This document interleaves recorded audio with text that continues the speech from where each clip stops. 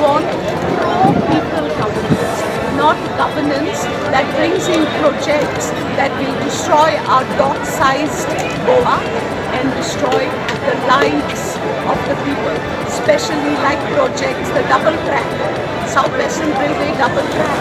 You cannot call that development when houses are going to be destroyed, environment is going to be polluted, people are going to suffer from all kinds of ailments. No government that is focused upon the people that have voted into power will do this.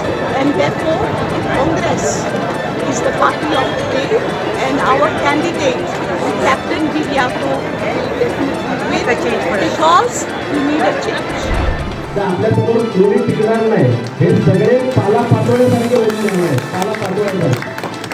आणि म्हणून आता आधी कुठल्याही राजकीय भाषणावर किंवा कुठल्याही राजकीय न करता मी तुम्हाला सर्वांना आज उमेदवारी अर्ज भरण्याकरता इथं आला म्हणून मनापासून धन्यवाद देतो.